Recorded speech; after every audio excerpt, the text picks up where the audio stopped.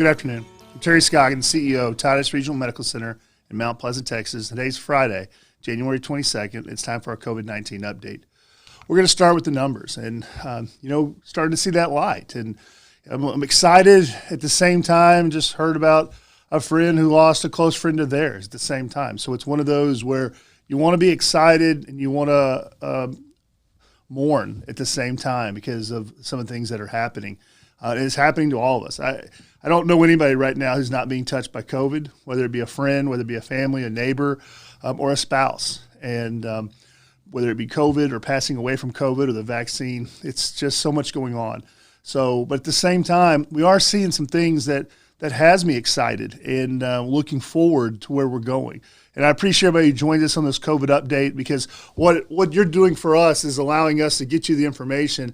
And right now we've got 59 people that I can see that are out there, and you're getting this information to your friends and your family. So I truly appreciate you being ambassadors, not only for Titus County, but for Northeast Texas and for Titus Regional Medical Center, getting this information out to your friends and family. So thank you for your support for the last 10 months, but thank you for your support right now, when it's probably more important than any time during we've gone through this. So as of a few minutes ago, we had our 1:30 meeting, and we sat down with the chief of staff and the admin clinical team, and we have 22 patients right now on the floor with COVID. It's interesting, over the last few weeks, we've gone from being able to handle 18 COVID patients in the hospital to 21 COVID patients in the hospital to then 26 COVID patients in the hospital. And then on Monday, I reported earlier this week, we increased it where we can handle up to 29 patients now. We have 3 additional rooms that if the staff is there and we've got enough people, we've built the rooms to handle 29.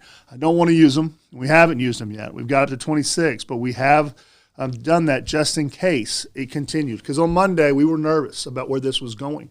We're sitting at 22 today, and so we're right where we thought we would be a couple days ago and continuing. And when you look at the numbers, this is the numbers of as hospital beds, COVID patients as a percentage of staffed hospital beds. So our region of Northeast Texas has so many staffed beds, and this is the percentage. So 18.09% as of Wednesday. This runs about 2 days behind. So this is as of Wednesday, 18%. Best news in there is look at the drop in COVID beds as a percentage of total beds in the region, staff beds. It's probably the lowest it's been since December 28. So that was a good sign. And that was on Wednesday when we finished. And I like to look, haven't done this much, but I'll show you what's around us. This is Region G, which is south of us, Gregg County, Smith County, Camp County. And you can see their number dropped to 17.01. Probably their lowest number in a long time as well from what we're watching. And then you go to the west of us and you look at Dallas County, or Dallas Region. And their numbers down as well. So you see this consistently going down in the region, and that's a good sign. So when we talk about it, I'm kind of smiling a little bit inside, but trying not to get too excited too quick, because I don't want to take another step back. You can see the region. So when you look at the numbers, 174 as of last night. These numbers get reported at 1 o'clock every day, and I wait till the last minute, and Bobby gets mad at me because I'm waiting to that last possible minute so I can have the latest numbers for this meeting, and I got them just a few minutes ago. But you can see 174 for the region. So when you take out on the 19th, earlier this week on Monday, it's been a consistent drop over the last 10 days or so on a consistent basis. You can see that going down to 174. And also what I like to see is those ICU beds have gone down as well, from 78 10 days ago to right at 58 beds today. So from our region standpoint, we hopefully with this and the vaccine, we'll see it. Here's what Tyler is showing, the same thing. Tyler has seen that same over the last 2 weeks, going from 646 down to 529, consistent down in their ICU beds. Not as severe drop in ICU beds as us, but they're kind of staying at a plateau, maybe would be the best way to say it. So very encouraging for them. And then west of us, the Dallas DFW net rack. You can see they've gone down as well. A little nervous when I see that blip up yesterday, and it's only a small blip up, but that was their first time they've increased in a couple days. So their ICU beds have stayed about flat for the last 2 weeks in that. But if you see those numbers, a little bit encouraging of what you're seeing. And I see Mr. and Mrs. Fountain watching, and I miss seeing the Fountain, so I'm glad they're on, and I appreciate their support of our health system. So you see those numbers, and you see the vaccine starting to get it as we're working down our wait list. Kiara, Tracy, Patty, several people have been working the phones all this week to get people scheduled. And we'll be working as we hopefully get more and more vaccines of getting easier processes to get the schedules done. But we're working through that wait list. And it's amazing how excited Tracy and Patty and Kiara have all told me how excited they are when they talk to the people, that excited to come in. Thank you for calling. Thank you for what you're doing. And they're getting here to get their vaccine. But I'm seeing them come in and getting their vaccines. We did receive 400 on Tuesday of first dose, and we'll be out of those by Tuesday. They've been committed for. We've got schedules going, trying to give a couple hundred vaccines a day there. We did get today our little stickers. I have mine on for COVID-19 vaccinated. You know me, I'm a child at heart, so I've loved stickers when you get a shot and that. So we want to get that out there and get the vaccine and the information. I appreciate Dr. Stagg and Dr. DeLisi last week when we talked about the vaccine. If you haven't seen it, I'd encourage you to go back and watch it. We've got a lot of great compliments from all over the state and Washington, D.C. on that vaccine town hall that they did. We got recognized in a rural website for what they did last week. So go back and watch if you have any questions. I did have my second dose this week, and I will tell you, as we start getting the second dose, it's a little rougher. There's side effects on the second dose, and Moderna is known for fevers and aches and that. I'm going to tell you, after watching my mom over the last 2 weeks go through COVID-19, a little bit of a headache is not a big deal compared to what my mom's been going through. So I would encourage you to maybe suck it up a little bit, maybe go out there and get that second dose. I've talked to some people that are friends of mine that have been against the vaccine and then had it, and now they're encouraging their counterparts to get the vaccine because they see the possibility of what it's doing.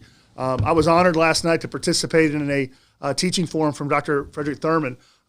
He's over our rehab. It's been very instrumental in COVID. And he walked through COVID last night and talked about the vaccine and COVID to our advanced healthcare practitioners for the region. It was very impressive. And we're going to try and put something together with him to get that information out. But I encourage you to get the vaccine. Get on our wait list as soon as you can. Go to our website right here and you can see our wait list.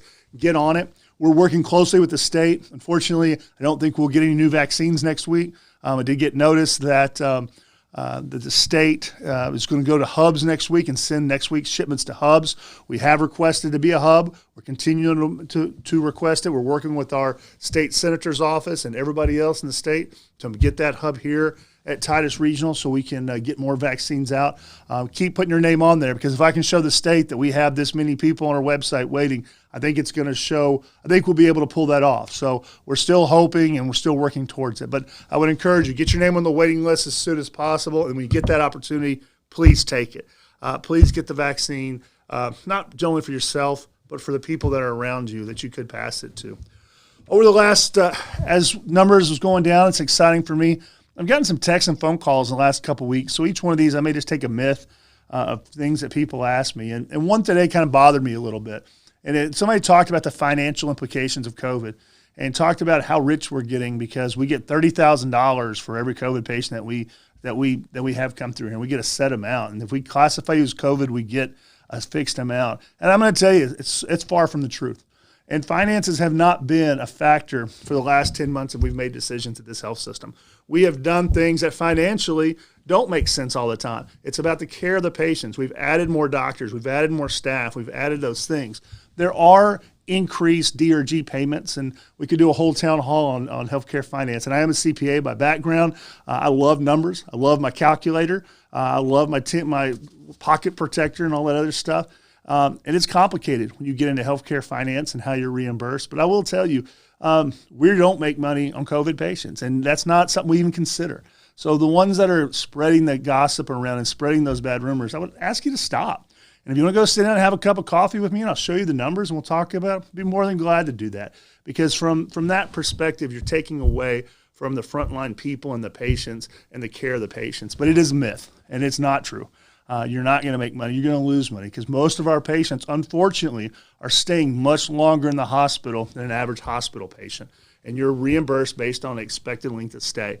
Our average length of stay is somewhere between 8 and 16 days right now for the sicker patients. Our patients are sick. So I just wanted to take that myth and just put it out there and maybe just shoot it. And maybe it'll blow up, and tell your friends in that one when that comes up when you're having your discussions. But I want to thank everyone for the support this week. We are continuing to do our outpatient surgeries. Our numbers are still above the level, but we meet every day to make sure we can do it. Our surgeries are on schedule for next week, but the weekends have been a little hairy the last few weeks as we come on. So we'll watch them closely. Please continue to wear your mask, to wash your hands, and just be smart about how you're out there in public and who you're with and around people. But again, thank you for your support. Thank you for allowing us to do what we do on a daily basis and supporting this health system. God bless.